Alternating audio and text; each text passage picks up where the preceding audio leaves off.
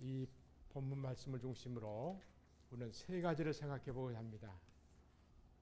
여러분들이 잘 아시다시피 시편 119편은 1절부터 176절까지 계속 규례, 법도, 증거, 주님의 판단, 단어만 바꾸지 하나님의 말씀이라고 하는 단어가 꼭 들어가 있습니다. 말씀의 시편입니다. 그렇다면 이 119편을 통해서 하나님께서 우리에게 가르치고자 하시는 가장 중요한 네 가지가 있는데 그 내용은 무엇인가를 첫 번째 우리가 살펴보고, 두 번째로 오늘 김재현 목사님 통해서 정말 귀한 말씀을 해주셨습니다. 말씀대로 사는 삶. 그 삶이 이루어지기 위해서는 우리가 해야 할 일이 있고 주님이 또 도와주실 일이 있습니다. 이 두 가지를 우리는 깊이 깨달아야 합니다. 그걸 두 번째 살펴보고, 결국은 내가 해야 할 일까지도 성령으로 오신 주님께서 행하신다고 하는 겁니다. 그래서 결국은 그러한 삶이 주님에 의해서 이루어지는 거죠. 그래서 오늘 제목 말씀을 깨닫게 하시고 행하게 하시는 하나님이심을 우리가 세 번째로 살펴보는 순서를 갖겠습니다. 자, 맨 첫 번째 시편 119편의 내용을 이렇게 좀 살펴보면 율법이란 말씀이 나오는데요. 결국 이 말씀은 하나님의 말씀을 나타내고 있습니다. 그래서 이 119편에서 네 가지를 하나님께서 말씀하고 계시는데, 첫 번째가 율법을 깨닫는 것도 하나님의 은혜로 된다고 하였다. 여러분, 잘 깨달아지지 않는다고 해서 너무 비참하게 생각하실 것은 없습니다.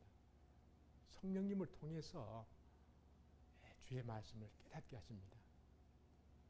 일일이 다 읽어볼 수는 없습니다만 7절, 12절, 18절, 27절, 34절, 125절, 130, 144, 마지막 169절에서 하나님께서 성도로 하여금 하나님의 말씀을 깨닫게 하신다. 이렇게 말씀하시고, 두 번째는 율법을 지키는 것, 순종하는 것도 하나님의 은혜로 된다는 것입니다. 4절, 5절, 6절, 10절, 35절 이렇게 말씀하십니다. 우리 4절 한번 봐볼까요? 119편 4절 같이 한 목소리로 봉독하십니다. 주께서 명령하사 주의 법도를 잘 지키게 하셨나이다. 누가요? 주께서 명령하사 주의 법도를 잘 지키게 하셨나이다. 5절 내 길을 굳게 정하사 주의 일례를 지키게 하소서. 순종케 하소서. 깨닫는 것도, 말씀을 지키는 것도 하나님의 은혜로 되는구나. 세 번째는 이 율법이 바로 그 성도를 소성케 한다. 영적으로 살아나게 한다. 그래서 시편에서는 살게 이렇게 되어 있습니다. 그 말씀, 이 내용이 77절, 93절, 116절, 144절, 175절에 이렇게 말씀하십니다. 예수님께서 이 땅에 오셔서 말씀하시기를 내가 온 것은 너희로 생명을 얻게 하고 더 풍성히 얻게 하려는 것이라. 로고스로서의 말씀이신 그리스도께서 오신 것은 우리로 하여금 생명을 주시기 위해서 오셨다고 말씀하셨는데 바로 그 말씀입니다. 마지막 네 번째는요. 이 성도는, 이 시편 기자는 주님의 법도를 즐거워한다고 했습니다. 14절, 16절, 24절, 35절, 47, 62, 70, 77, 162, 174. 이건 사랑한다는 말과도 같습니다. 요한복음에 나를 사랑하는 자들이 내 말을 지킨다고 되어 있죠. 그 말이 그 말입니다. 우리는 주님을 얼마나 사랑해야 될까요? 오늘 그 목사님 말씀을 들으면서 마음이 좀 뜨거워지대요. 나와 환자들, 한센병 환자라고 그러죠. 집단 거주지가 지금 전담 소록되어 있습니다. 저는 방문해 봤습니다. 정말 보기에 민망할 정도의 그런 모습들입니다. 우리는 영적으로 보면 완전히 문둥병자들이죠. 어디 성한 곳 한 군데도 없는. 그럼에도 불구하고 우리의 삶을 보면 우리가 대인관계에 있어서 하나님 존재에서 얼마나 내가 의롭다고, 내가 옳다고, 그리고 그런 생각을 가지고 남을 정죄하고 판단하고 미워하고 용서하지 못하고, 또 하나님 앞에서도 오늘 목사님께서 말씀하신 목이 얼마나 굳었습니까? 그런데 놀랍게도 구약 시대에 문둥병 환자로서 완전히 몸이 상하게 되면 눈꽃처럼 피게 됩니다. 항상 주기적으로 정기적으로 나병 환자는 제사장에 가서 그 상태를 진단받도록 되어 있었는데, 그쯤 되면 그때 이제 가게 되면 이제 죽는 일만 남았습니다. 그때 제사장은 너는 정하다. 너무나 역설적이지. 이제 한 군데도 성한 데가 없는데 너는 정하다. 무슨 말씀입니까? 아버지 하나님, 저는 의로운 데가 아무 군데도 없습니다. 이때 의롭다고 하십니다. 그 말씀입니다. 우리는 적당히 타락하고 부패한 게 아니고 완전히 부패해서 어느 한 군데 성함이 없는 자들이었습니다.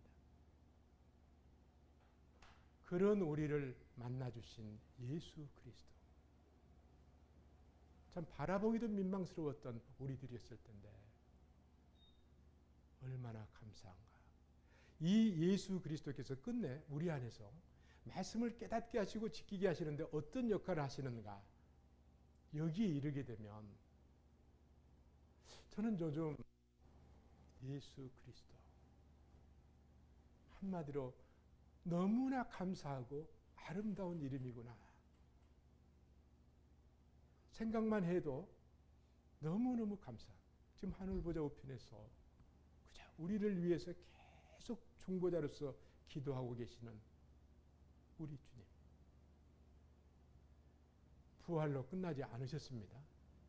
이제 다시 재림하실 겁니다. 자나깨나 우리를 위해서 그토록 노심초사 역사하시는 우리 주님을 우리는 한순간도 놓쳐서는 안 된다고 생각합니다. 첫 번째로 우리가 생각한 것은 시편에서 결국 가장 중요한 건 뭐냐면 이 말씀을 깨닫게 하시고 지키게 하시는, 순종하게 하시는 분이 하나님이시다는 겁니다. 근데 지금은 그 주님께서 성령으로 오셔서 그 일을 우리 10년 가운데서 역사하고 계시는 거죠. 두 번째로 생각할 것은 하나님의 말씀을 위한 성도의 노력과 하나님의 도우심인데요. 오늘 이렇게 말씀은 제가 다시 한번 정리를 해서 지금 원고는 되어 있습니다만 다시 다듬어서 메일로 여러분들에게 다 보내드리겠습니다. 자, 하나님 말씀은요, 성도의 노력과 하나님 도우심 뭔가 하면 이 시인은 하나님께 범죄하지 아니하는 정결한 사람이 되기 위해서, 청년이 범죄하지 않기 위해서 뭐 어떻게 한다고 그랬습니까? 하나님의 말씀을 진심으로 지키려 한다. 구절한 봐볼까요? 청년이 무엇으로 그의 행실을 깨끗게 하리이까? 주의 말씀만 지킬 따름이다. 이렇게 얘기했거든요. 10절에도 내가 전심으로 주를 찾았사오니 주의 계명에서 떠나지 말게 하소서. 11절 내가 주께 범죄하지 아니하려 주의 말씀을 내 마음에 두었나이다. 자, 죄를 범하지 않기 위해서는 우리가 가만히 있는 게 아니라 내가 할 일이 있다는 얘기죠. 그 말씀을 마음에 두고 그 말씀을 지켜야 한다는 거죠. 그런데 우리가 그 일을 하도록 단독으로 하도록 내어두시는 주님이 아니시고, 두 번째로는 성령의 조명과 인도가 그로 하여금 더욱 하나님의 말씀을 깨닫게 해주시기를 12절 한번 보면요. 찬송을 받으실 주 여호와여 주의 율례들을 내게 가르치소서. 자, 말씀은 순서를 조금 메모해 주시기 바라요. 말씀은 어떤 순서로 우리 안에 믿음과 순종 단계에 이르게 되냐면 맨 첫 번째 이해 단계입니다. 가루하고 깨달음. 바로 이해하게 깨닫게 해주소서. 그 다음 단계가 이제 묵상 단계입니다. 성경 그렇게 가르칩니다. 그 다음 단계가 믿음과 순종 단계로 넘어갑니다. 자, 우리는 전부 성전 밖에 있었던 하나님의 임재와는 전혀 무관한 사람들이었어요. 말씀을 깨닫게 구약에서 그렇게 가르치죠. 말씀을 깨닫게 되면 마치 성전 뜰 안으로 들어온 것 같다. 이해하는 단계죠. 그 다음에 묵상함으로써 이 시편 119편에서는 조용히 또는 나지막하게 읊조리나이다. 그게 묵상한단 말입니다. 그렇게 함으로써 마치 성전에는 성소와 지성소가 있었죠. 성소로 들어오는 그와 같습니다. 근데 거기서 끝나지 않고 그 말씀을 믿게 되면 지성소에 이르게 되는 하나님의 임재의 상징의 장소인 지성소에 이르게 됩니다. 이걸 생각하고서 이게 구약을 읽어보면 참 재미가 있습니다. 아무 관계없었던 내가 말씀을 깨달음으로 해서 성전 뜰에 들어왔다가 묵상함으로 하나님이 거하시는 성소에 들어왔고 마지막 그 말씀을 믿었더니 지성소에 이르게 됐다. 근데 그 지성소에 대해서 오늘 깊이 한번 생각해 보면 하나님의 임재의 장소입니다. 우리가 하나님과 연합되어지는 장소입니다. 그래서 믿음 없이 하나님과 연합이 이루어지질 않습니다. 성경 모든 신구약에서 하나님과 하나님의 말씀을 믿고 순종함으로 내가 너와 함께 하겠다. 연합하겠다. 이렇게 하시죠. 연합은 하나님과의 교제입니다. 함께 동고동락하는 삶입니다. 여기에까지 이르러야 한다는 말씀이죠. 다시 한번 해볼까요? 자, 말씀을 깨닫고 그 다음에 그 말씀이 너무 사랑스럽고 즐거움으로 계속 읊조리는 묵상 단계에 이르고 그러다 보니까 그 말씀이 하나님의 말씀을 믿어지는 거죠. 그걸 받아들이고 순종함으로 말미암아 연합하게 되어서 주님과 동거해가는 그런 삶에 이르게 되는 겁니다. 오늘 그 단계를 계속 반복해가면서 설명을 해드리고자 합니다. 자, 그래서 우리가 하나님 말씀을 깨닫고 행함에 있어서는 두 가지가 필요하는데 첫 번째는 하나님의 말씀을 위한 인간의 노력과 하나님의 도와주심이 필요하다. 깨닫게 해주시고 지키게 해주셔야 된다. 그래서 그걸 알고 있는 시인은 계속해서 주의 그 율례를, 법도를, 규례를 깨닫게 하소서, 지키게 하소서 이렇게 말씀하고 있습니다. 자, 그런데 여기서 우리 이제 형제 자매들께 꼭 굳이 말씀을 드립니다. 저는 오랫동안 이제 젊은 우리 그 제자들하고 신회라고 해서 성경 공부를 쭉 인도해 오면서 느낀 게 하나 있었어요. 젊은 분들의 특징은 젊고 건강합니다. 내가 모든 걸 할 수 있습니다. 자신이 있습니다. 굳이 무슨 하나님께 의뢰하고 할 게 있는가. 그래서 말씀과 무관하게도 신앙생활이 가능하다고 생각할 가능성이 있다는 말씀입니다. 그래서 하나님께서는 우리를 로봇으로 보시지 않고 인격체로 보시기 때문에 자유의지를 주셨죠.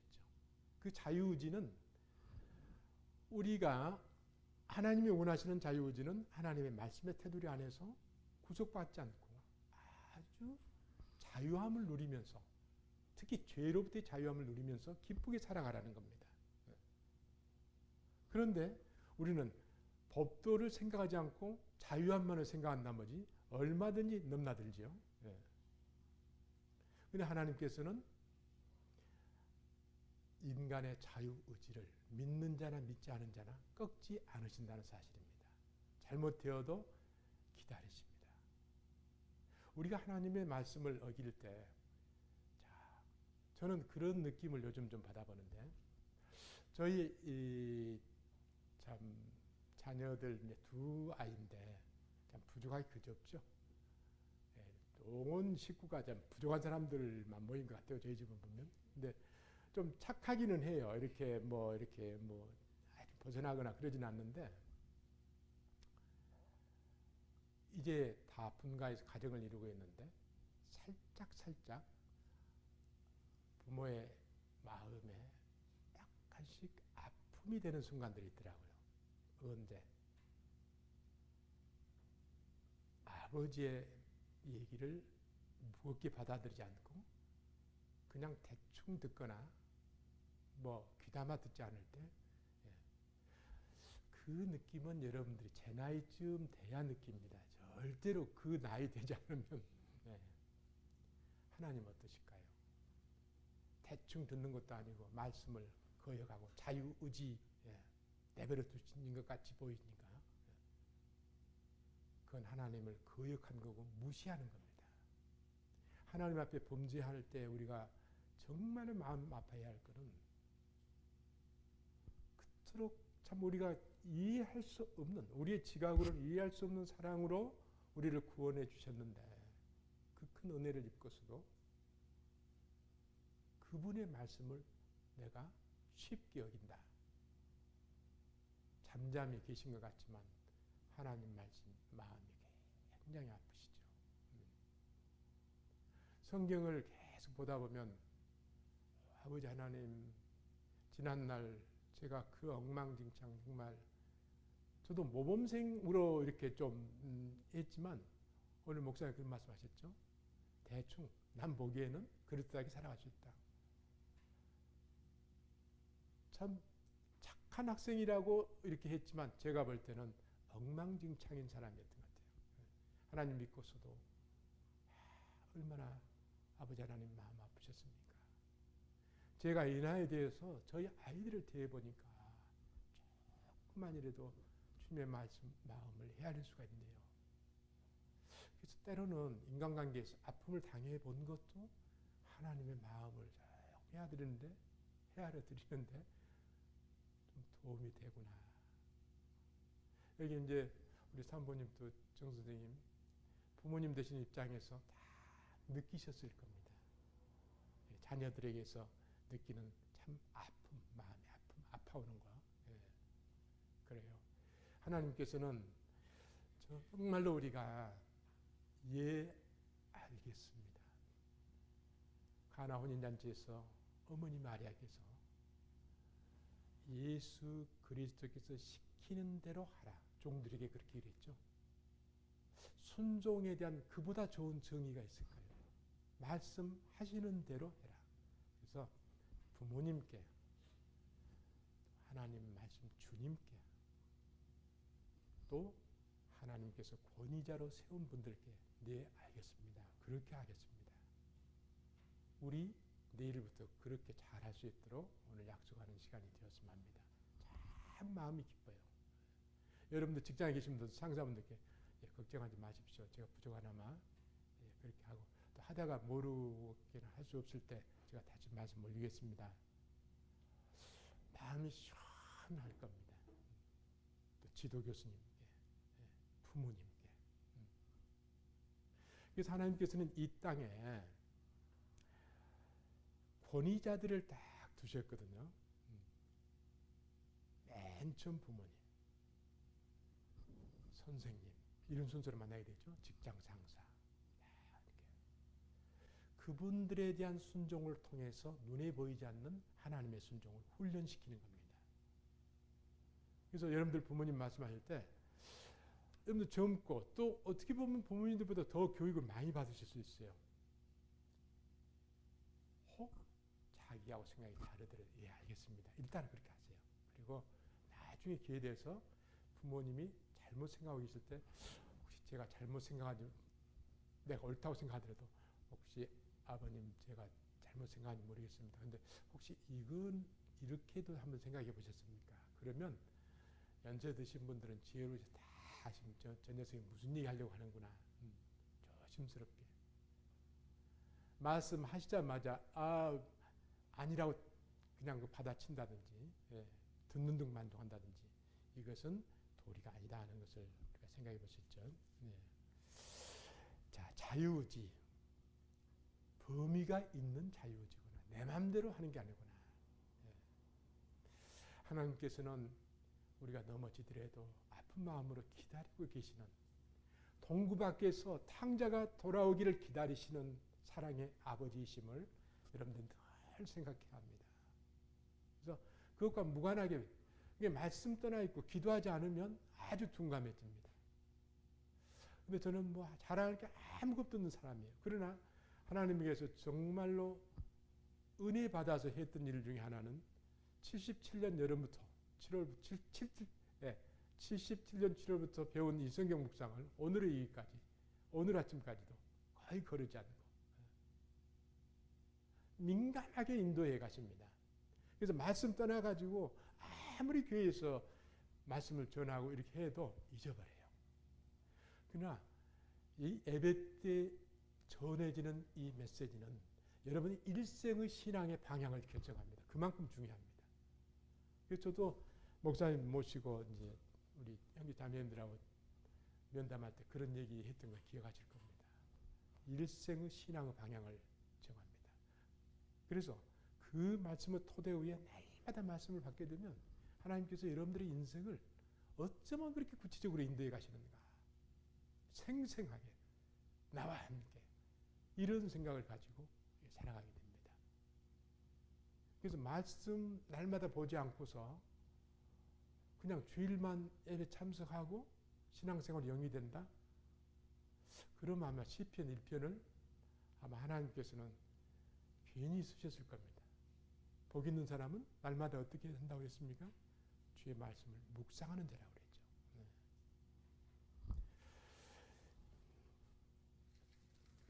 자, 그래서 결국은 우리가 깨닫는 것도 행하는 것도 내가 이제 해야 할 부분도 있다 하지만 결국은 그것을 주님이 와서 하시는데 그 원리를 잠깐 말씀드리면 성경에서 성부 아버지께서 예수 그리스도께 보냈다고 이렇게 말씀하시죠. 그래서 원어적으로 하면 내가 직접 이 땅에 가서 성도들 구원할 백성들을 만날 터인데 내가 직접 가지 않고 독생자 그리스도를 보낸다 그 말입니다. 대리로 보낸다 그 말입니다. 원어적인 의미는 하나님의 대리자 예수 그리스도. 근데 예수 그리스도께서는 하나님 성부 아버지의 대리자로 끝나는 게 아니라 우리들의 대리자입니다. 우리가 죄 짓고서 십자가 져야 되는데 대신 지셨죠. 우리가 말씀을 깨닫고 지켜야 하는데 성령으로 오셔서 대신 그것을 감당해 주십니다. 만약에 우리가 최초의 아담은 그 말씀을 행할 능력이 있었습니다. 우리는 그런데 아담이 범죄함으로 말미암아 그런 영적 능력을 상실한 우리입니다. 그래서 우리 단독으로 말씀을 지킬 수 있다라고 생각한다면 그는 제대로 순종할 수 없는 성도입니다. 저는 그런 능력이 없다. 더군다나 선을 행할 능력은 더더욱 없다. 고로 대신자로 오신 예수 그리스도께서 성령으로 오셔서 내 마음에 믿음을 일으키시고 저는 참 목사님 그 말씀하실 때마다 얼마나 마음에 기쁨이 있는지 몰라요. 믿음을 일으키신다는 표현을 이렇게 하시죠. 동시에 순종도 일으키십니다. 그래서 우리가 하는 것 같지만 성령으로 오신 주님께서 그 일을 하신다. 대신자 예수 그리스도. 아버지의 대신자도 되시고 우리의 대신자. 언젠가 제가 수요 예배 때인가 말씀드렸죠. 욥기서 보면 욥이 정말 그 고난 가운데서 너무너무 힘드니까 하나님의 손과 내 손을 잡아줄 자가 있었다면 하나님이시면서 인간이신 분만이 가능한 일이죠. 그분이 예수 그리스도십니다. 하나님의 대리자시고 우리의 대리자. 그래서 저는 언제 정말 자유함을 얻게 됐고 기쁨을 누리게 됐냐면 정말 그의 마지막 12월 31일 금식 들어가가지고 단 하루라도 금식하자 해서 죄를 회개하고 새로운 삶을 1월 1일부터 살기로 며칠 안 가서 넘어지더라고요. 얼마나 한탄했는지. 내가 깨닫고 내가 행해야 된다고 생각했을 때입니다. 안 됩니다. 그렇게 생각하면 할수록 더 넘어지더라고요. 오 아버지 하나님, 저는 깨닫지도 못하고 그렇게 우둔합니다. 행할 능력은 더더욱 없습니다. 깨닫게 하여 주소서. 시편 119편 18절 내 눈을 열어서 주의 법에 놀라운 것들을, 기이한 것들을 보게 하소서. 그리고 행하게 하여 주옵소서. 그때 이제 아주 부족하지만 주님이 원하는 삶이 조금씩 이루어지는 것을 깨닫게 되었습니다. 우리 형제 자매님 여러분, 우리는 깨달을 능력도 행할 능력도 전무한데 대신자 되신 누구시라고요? 예수 그리스도께서 오셔서, 성령으로 오셔서 그 일을 우리 안에서 행하신다. 고로 정말 저는 영적으로 무지하고 꽉 막혔습니다. 우둔합니다. 이게 큰 자랑거리가 되어야 됩니다. 하나님 아버지, 그리고 저는 뭐 선한 것도 없고 선을 행할 능력은 더더욱 없는 그런 사람 아닙니까? 이 고백이 정말로 아름다운 고백이라고 저는 생각합니다. 이거를 빨리 깨달아야 됩니다. 그래서 저는 작심하고 여러분께 보내드리는 읽어보시면 가장 하나님 중심 신앙, 두 번째로 우리는 무능하다. 이거를 본문만 다르지 계속해서 여러분들이 보시기에 아주 실증 날 만큼 그렇게 하고 있는 것은 한두 번 들어가지고 안 됩니다. 그러나 그 신앙을 갖게 되면 그는 정말로 변하게 되어 있습니다. 자, 오늘 대신자 예수 그리스도만 다 잊어버리더라도 마음속에 품고 가셔도 여러분 정말로 기쁘실 겁니다. 아, 내가 하는 게 아니구나. 내가 하려고 하면 얼마나 힘들어요. 또 낙심도 더 큽니다. 또 하나님께서는 이상하게 내가 내 힘 가지고 하려고 하면 할수록 더 넘어지게 만드십니다. 너 가지고는 안 돼. 깨닫게 하시기 위해서 넘어지고 나서 비로소 주님만이 일을 하시구나 이렇게 아시죠.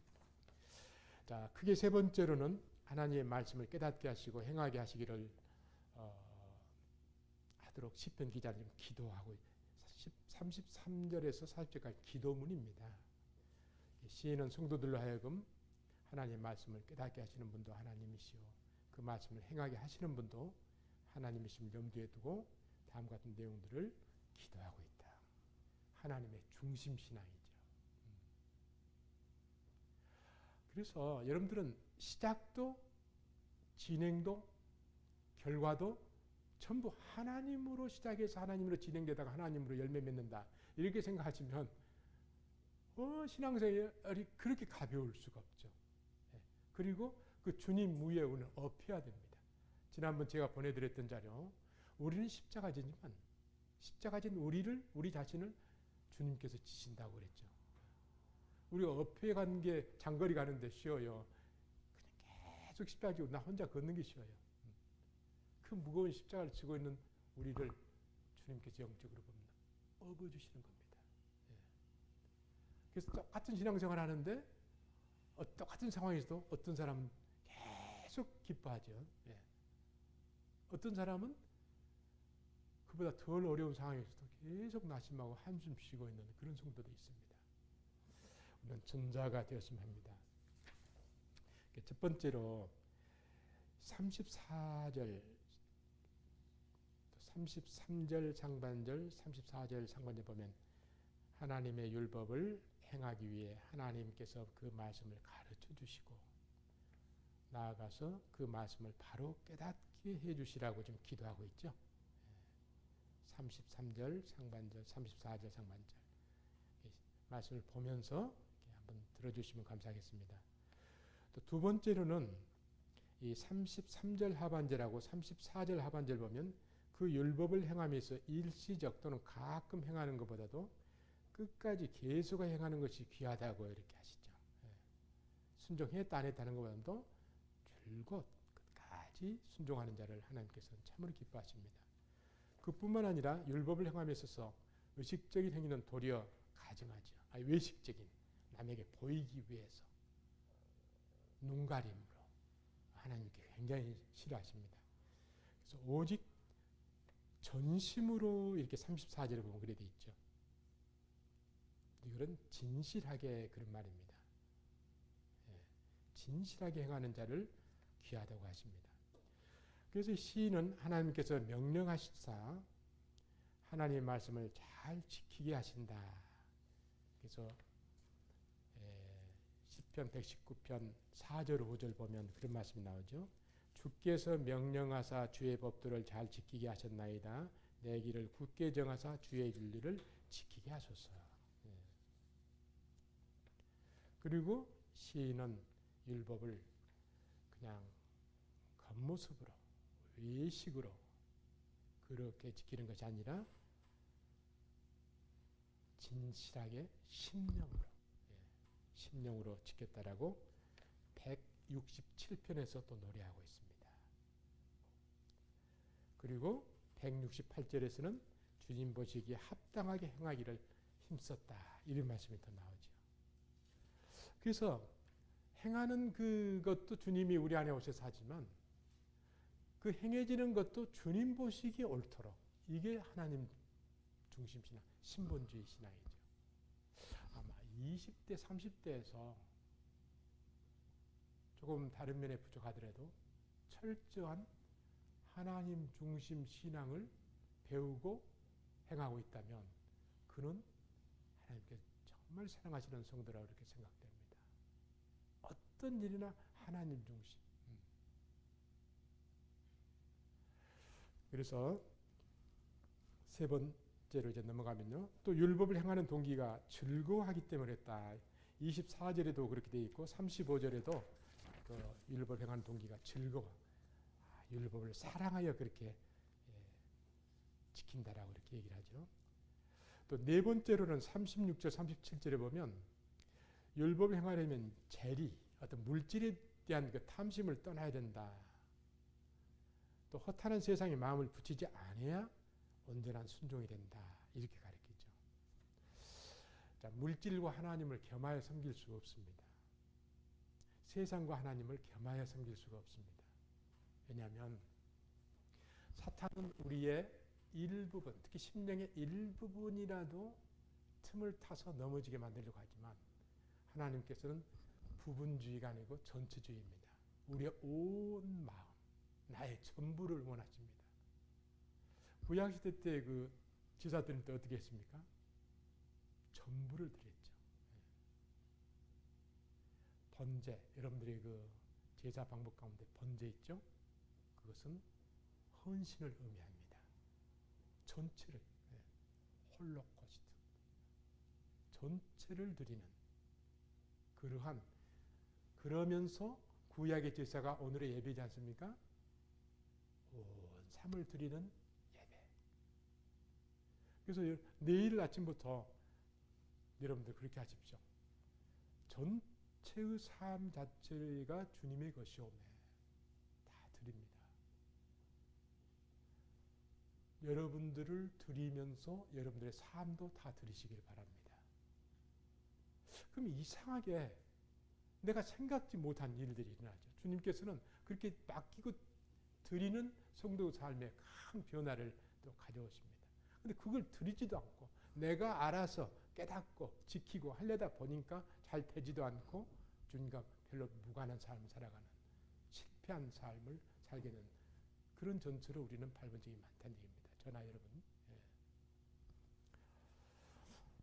그 다음에 다섯 번째는 그리고 165절에 보면 세상을 사랑하는 자는 늘 근심하게 되지만은 하나님의 말씀을 믿고 사는 자에게는 늘 평안이 있다. 이렇게 가르치시죠. 참 세상을 좋아하면서 또 우리는 동시에 평안하기를 바라거든요. 하나님께서 그러실 거예요. 너 한 가지 포기해야 되겠다. 오직 하나님과 하나님 말씀만을 사랑하는 그런 성도에게 진정한 평안을 이렇게 주십니다. 여기서 조금 말씀드리면 축복, 복, 평안, 위로, 힘, 승리 다 우리가 누리고 싶어하는 것들이죠. 근데 그것들은 어디에 존재하는가? 그 근원지가 성부 아버지십니다. 언젠가 지난 봄에도 세 차례 거쳐서 교회 때 성경 공부 시간에 특강 할 때 제가 그런 말씀드렸죠. 성경에 보면 모든 강물은 그 근원지가 있죠. 소스가. 성부 아버지는 소스, 근원지입니다. 거기서 물이 샘솟지 않는다면 어떻게 강물이 이루어지겠습니까? 모든 평강과 복과 위로와 힘과 승리가 성부 아버지에게 있다는 얘기죠. 그게 흘러서 이제 저장되어 있는 곳이 댐이든 저수지든 그 역할을 예수 그리스도께서 하십니다. 그래서 그게 이제 큰 강물은 이게 성령이죠. 우리는 그 강물줄기에서 조그만 지류를 형성하게 됩니다. 이게 연결이 되면 근원지에서부터 흘러온 모든 하늘의 귀한 것들이 우리에게까지 전달이 됩니다. 그런데 주님과 연합되지 않고 단절되어 있다면 믿는다 하면서도 못 누리고 산다는 얘기죠. 그럼 언제 연합이 되는가? 아까 말씀드렸죠. 말씀을 깨닫고 묵상하고 믿고 순종할 때입니다. 믿고 순종할 때. 그래서 이 연합은 성경에 어디에 보더라도 그냥 연합된 게 아니라 믿고 순종할 때. 근데 믿고 정말 순종했더니 하나님의 살아계심을 여러분들은 바로 체험할 수 있습니다. 네, 여러분 인생 전부 내어놓고 주님 저는 의지하고 주님과 연합된 삶을 살게 해 주옵소서. 그 연합되는 것도 우리 마음대로 안 돼요. 믿음과 순종도 주님이 일으키셔서 우리가 되어지는 거 아니겠습니까? 그래서 연합이 되어진다면 그 다음부터는 나에게 생각지도 못할 그런 영적인 귀한 은혜들이 임하게 됩니다. 사람 죽게 되었다는 말을 좀 세상 사람 많이 하죠. 여건 어렵습니다. 그러나 그런 불같이 심한 고난 가운데서도 큰 평안을 누리게 하시죠. 우리 주 예수 그리스도의 삶을 우리가 말씀을 통해서 이렇게 묵상해 보면 두 가지 삶 아니었습니까? 처음부터 고난과 비천이었죠. 비천. 우리는 죄로 인해서 비참하고 주님은 비천하시고 외양간에서 태어나실 때부터 나사렛 예수. 저는 나사렛 예수에 대해서 좀 글을 쓸 것 좀 생각해 보고 있습니다. 나사렛의 원어는 네체르입니다. 히브리어로 네체르. 네체르는 가느다란 가지입니다. 자, 나무를 보세요. 결국 꽃이 피고 열매를 맺는 것은 큰 줄기가 아니고 결국 작은 끝가지죠. 이 예수 그리스도를 통해서 엄청난 영적 생명과 은혜가 이 땅에 임할 것을 아버지께서, 성부 아버지께서 굳이 나사렛이라고 안 해도 됩니다. 신약에도 보면 나사렛 예수는 얼마나 깊은 의미를 갖고 있는가. 네체르 지저스 크라이스트입니다. 근데 가지는 그 나무가 이루고자 하는 이상을 이루는 그런 의미가 있어요. 네체르 속에는 이상을 이루다는 의미가 있죠. 그 예수 그리스도가 성령으로 오셔서 내게 역사하시면 나도 그분의 가지가 된다는 얘기예요. 생각지도 못한 주님의 은혜가 풍성하게. 그래서 너 어떻게 그렇게 평안할 수 있냐? 그건 주님께서 평강을 주시기 때문에 가능합니다.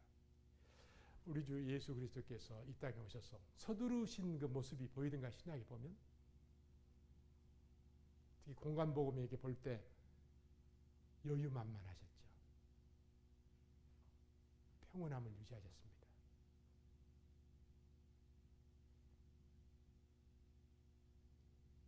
성부 아버지께서 성령은 성부 아버지, 성자 예수 그리스도 영이지 않습니까?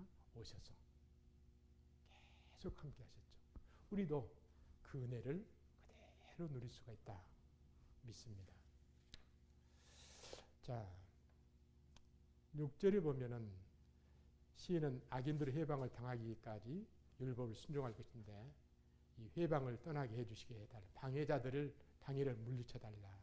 그래서 우리 신앙생활에 방해가 된 것들을 물리쳐 주시라는 우리 기도를 해야 합니다.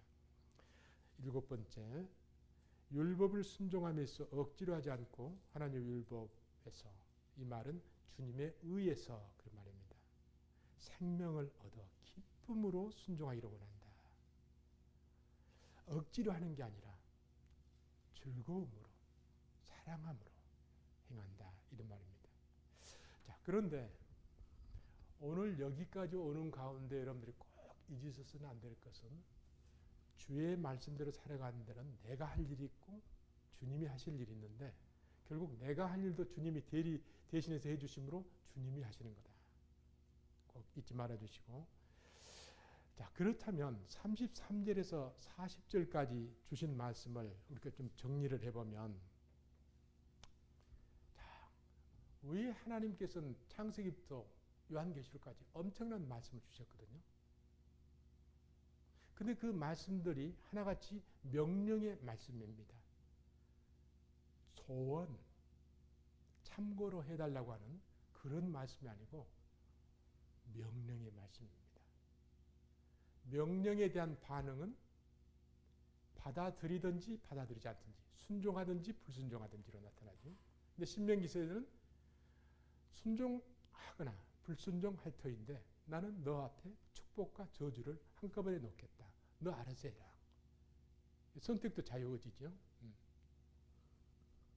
정말 여러분들이 복받는 삶을 살기를 원하신다면 힘들지만 순종의 길로 가시기를 바랍니다.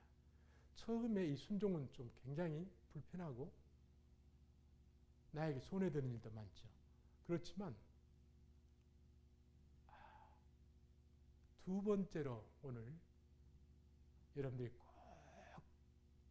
잊지 말아주시기를 간곡히 부탁드리는 말씀은 왜 하나님께서는 이토록 많은 명령을 하고 계시는가 하는 겁니다. 물론 하나님의 뜻을 이 땅에서 이루시고자 하는 것도 있지만 주된 목적은 그 이전에 우리에게 은혜와 복을 주시기 위해서 그렇습니다. 그러니까 순종은 우리가 뭘 잃고 불편한 것만 생각하는데 진정한 축복을 주시기 위해서 우리에게 순종을 요구하신다는 말씀입니다. 저는 지난 해에 여러분들이 이제 우리 형제들에게는 말씀드리기 이제 고약스러운 부분인데 좀 아버님 자꾸 하시고 아주 매우 힘든 1년을 좀 보냈습니다. 근데 그 힘든 일은 지금도 계속되고 있습니다만 마음에 정말 힘들었어요. 근데 가을 접어들면서 목마른 자에게 시원한 냉수를 이렇게 주님이 주셔서 마시는 것 같은 영적으로 시원함을 이렇게 지금도 이렇게 누리는데 누가 보면 좀 속 없는 사람이죠. 장남으로서 너무나 정말 그 좀 장남 우리 한국 가정에서는 참 이렇게 좀 소외되는, 그래서 아버지께서 모든 것을 남기시는데 장남은 완전히 배제되는, 이해할 수 없는, 그래도 주님께서 마음에 큰 기쁨을 되게 주시죠. 가만히 생각해 보니까 주님이 원하시는 것은 주님의 것을 가지고 살아라는 그런 메시지를 더 크게 느끼게 하시기 위해서 이토록 이런 어려운 과정을 겪게 하시는구나. 자, 무슨 말씀 드리냐면 고난 다 힘듭니다. 고난이 올 때 여러분들은 위장된 축복이라 하시지 않습니까? 맞습니다. 힘듭니다. 눈물이 납니다. 어떨 때는 숨쉬기도 어렵죠? 그러나 내가 이제까지 가지고 있지 않았던 믿음을 업시키기 위해서 고난을 주시는 거고, 내가 그토록 강하게 의지하지 않았는데 더욱 강하게 의지하도록 하시는 거고, 너 이제까지 겸손하다고 했지만 더 낮아지 않는 겸손 있게 하시는 거고, 그걸 통해서 내가 그 다음 단계에 자 받을 만한 그릇이 되어야 하나님은 주십니다. 근데 조그마한 그릇 가지고 큰 하나님 축복받을 수 없죠. 하나님 은혜를 받을 만한 그릇으로 만들어가는 과정이 고난으로 생각하시면 됩니다. 그래서 여러분들 어려우시면 감사합니다. 고요히 그렇게 하나님께 감사드리기를 바랍니다. 마찬가지로 이 말씀을 통해서 명령을 주시는 것도 분명히 그 순종했을 때 신구약을 통해서 전체를 보십시오. 하나님 말씀에 순종했을 때 하나님의 뜻이 이루어집니다. 동시에 그 순종한 자에게 얼마나 큰 은혜와 평강과 축복을 주시던가요. 그래서 우리는 이만큼 농꾼만큼의 순종을 하게 해놓으시고서는 우리가 표현하기 힘든 그런 축복을 주신다. 그래서 하나님과의 거래관계는 우리가 일방적으로 이익 보는 관계예요. 영적 관계. 우리의 죄를 가져가시고 의를 주시고 죽음을 가져가시고 생명을 주시고. 자, 비교가 됩니까? 우리의 고난을 통해서 이루 말하시면 축복을 주시고 특히 명령을 통해서 참 이 순종하는 과정이 조금 힘들지만 더 큰 걸 주시기 위해서 뭘 시키신다는 얘기죠. 자, 믿으십니까? 예, 믿으시기를 바랍니다. 복음입니다. 맨 처음에 오는 게 생명력이죠. 그래서 너로 하여금 생명을 얻게 하고 더 풍성히 얻게 하려는 그 말씀은 뭐냐면 순종을 하면 할수록 더 영적 생명을 풍성히 주시겠다는 말씀이죠. 그런데도 하나님 말씀 외면하고 순종 관심 없어 하고 이렇게 하겠습니까? 잠잠히. 예. 그리고 하나 부탁드릴 것은 우리 특히 젊은 분들 환난을 통해서 인내를 기르게 하시죠. 왜 우리는 하나님 기다려야 됩니까? 두 가지. 우리가 끝났으면 하는 그 고난의 기간과 하나님이 지금 고난의 이거는 말하면 여러분들이 필수 과목입니다. 끝나는 시간이 하나님만 아십니다. 우리가 생각하는 것과 달라요. 그러 우리가 취할 자세는 고요히 잠잠히 기다리는 것이죠. 두 번째, 그러는 동안에 기다리는 동안에 성경에 보면 영적인 인내력을 기르게 됩니다. 성경에서 어떻게 얘기합니까? 열매는 인내하는 자가 거둔다 그랬죠. 결국은 하나님께서 우리에게 배치우신 성령의 열매, 10가지 열매, 또 전도의 외적 열매, 이 11가지 열매가 인내하는 자에게. 만약에 고난이 없었다면 그렇게 되겠어요. 우리 형제님들 또 자매님들, 저는 여러분들 위해서 집에서 기도하면서 한 분 한 분 이름을 불러가면서 기도합니다. 그때마다 하나님이 이분들을 얼마나 사랑하시고 귀하게 보시는 건가. 저는 많은 분들을 가르쳐 봤기 때문에 합니다. 저는 여러분들보다 한없이 기대감을 갖습니다. 한 분만 제대로 서면 그분이 이제 주위 분들에게 바른 방향을 제시합니다. 그러면 또 그런 바른 신앙을 받아들이는 분이 또 바른. 그래서 그런 의미에서도 저는 이 개혁교회가 얼마나 중요한가. 이 개혁교회 목사님들 저희 교회 오시면 그 말씀을 좀 이렇게 나누기도 했었어요. 다른 교회를 인정하지 않는다는 말씀이 아닙니다. 자, 고난 때 여러분들은 미리 감사하시기 바랍니다. 감사합니다.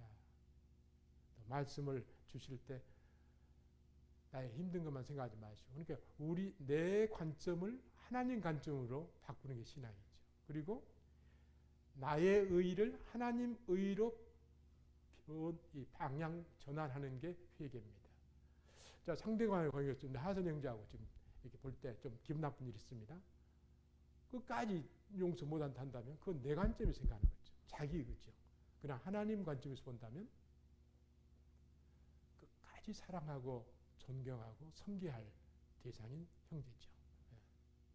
이 관점을 우리는 매 자리를 바꿔야 돼요. 우리는 잠깐만 있으면 또 내관점으로 돌아오거든요. 날마다 말씀과 기도를 통해서 하나님 입장에서 볼 수 있는 그런 성도가 되기를 하나님께서 기다리고 있습니다. 자, 오늘 잊어서는 안 될 것 두 가지라겠죠. 우리가 말씀을 깨닫고 지키는 데 있어서 우리가 할 일이 있고 하나님 할 일이 있는데 결국은 우리가 할 일을 대신자이신 주님께서 성령으로 오셔서 감당하심으로 깨닫게 하시고 행하게 하시고 열매 맺게 하시고 주님께서 하신다는 거. 두 번째는 뭐였습니까? 바로 우리에게 이 말씀을 명령의 말씀을 주실 때는 우리에게 더 큰 것을 주시고자 하는 뒤에 감추어진 은혜와 축복과 평강이 있다고 하는 거. 그걸 주시기 위해서 일단 이렇게 시키시는 겁니다. 그래서 명령의 말씀을 그 뒤에 숨겨진 것들이 뭔가를 바라볼 수 있는 우리는 영안을 가져야 돼요. 감사합니다. 아무 소리 안 하고. 근데 그것을 지상에 주신 권위자들 앞에서도 그렇게 하라는 얘기입니다. 그래서 하나님께 그렇게 하죠. 내가 권위를 주어서 세운 사람들에게도 순종 안 하는데 네가 나한테 어떻게 순종하겠는가. 하나님 그렇게 물으실 거예요. 우리들에게. 우리들은 부모님 대하는 자세가 달라져야 됩니다. 자, 마지막입니다. 진실한 성도는 하나님의 말씀을 사랑함으로 그 말씀을 묵상하기를 계속적으로 열심합니다. 사랑하는 자의 마음은 그 사랑하는 대상에게 첨령되지요. 우리가 하나님을 사랑함으로 해서 하나님 우리의 온 심령을 다 차지하십니다. 또 하나님의 말씀을 사랑함으로 그 말씀이 내 마음을 다 차지합니다. 성령 충만에 대해서 여러분들 잘 배우셨을 겁니다. 그 말씀은 말씀 충만과 똑같습니다. 내가 사랑하는 그 말씀이 내 온 심령을 차지할 때 말씀 충만이요. 그렇게 될 때 온 마음이 로고스신 주님으로 가득 참으로 성령으로 오신 주님으로 가득 참으로 성령처럼 똑같은 얘기죠. 우리 인간적인 생각이나 잔깨부림 없어지죠. 주님 입장에서 생각하고 주님을 원하신 대로 움직이는 그야말로 주님과 동고동락 연합되어서 그렇게 살아가게 됩니다. 그래서 이제 말씀을 이게 묵상한단 말이 15절, 48절, 78절, 97절, 99절 하나님 말씀을 종일 읊조리나이다. 종일 읊조리나이다. 이 성도는 그리고 지킨다는 말씀이 44, 57, 60, 67, 100, 101절에 이렇게 나오죠. 그리고 마지막으로 이런 성도를 하나님께서 함께 하신다. 98절에 나옵니다. 하나님 말씀을 사랑하는 자와 주님을 함께 하시죠. 연합입니다. 그래서 주님을 사랑하고 주의 말씀을 사랑하는 자와 거처를 같이 한다는 말씀이 요한복음에 나오죠. 14장에 그것은 주님과 연합한다는 말씀입니다. 그래서 매월 첫째 우리가 드리는 그 성찬 때 우리가 그 주님께서 주님의 보혈과 주님의 몸을 기념하라고 하는 건 어떤 의미냐면 그 자체가 주님의 피고 주님의 몸은 아니죠. 상징으로 우리는 이거 받게 되는데 그거는 우리가 음식을 먹을 때 마치 음식이 우리의 몸의 일부가 되듯이 우리 하나 되어버리죠. 그러듯이 주님의 피와 주님의 몸을 영적으로 받으면서 주님과 연합 받은 그것을 계속해서 기억하라. 그런 말입니다. 성찬의 가장 중요한 핵심은 연합에 있다는 얘기죠. 그 삶을 계속해서 살아가야 합니다. 그런 연합된 성도와 하나님 관계가 얼마나 가깝겠어요. 네. 그런 관계를 통해서 주님께서는 우리의 삶을 인도해 가시고 주님의 생각이 내 생각이고 주님의 행함이 내 행함이 되는 이제 한 몸 되어버리는 거죠. 네. 주님 따로 나 따로 가는 그런 삶이 오늘 예배에 참여하는 모두에게 임하기를 빕니다. 그래서 헤르만 바빙크라고 하는 칼빈주의 3대 신학자 중에 한 분이죠. 예, 우리 김재현 목사님이 공부하셨던 캄펀이 바로 헤르만 바벤크도 거기서 공부했고 거기서 교수를 했었습니다. 뭐라고 말씀하셨습니까? 하나님의 말씀이 있는 곳에 하나님께서 혈림하여 계신다. 오늘 하나님의 말씀이 있는 곳에 하나님께서 함께 하십니다. 그리고 말씀이 우리의 그 신비의 색이라고 그랬죠. 예. 동시에 성령으로 오셔서 우리 심령에 함께 계시죠. 말씀이 있는 곳에 하나님께서 함께 하십니다. 그래서 이것을 날마다 말씀을 목사님께서 강조하시죠. 읽고 계속 묵상하시게 되면 나도 모르게 주님께서 계속해서 나와 함께 살아가시면서 세상에서 없는 그런 은혜를 풍성하게 누리면서 살아가게 하십니다.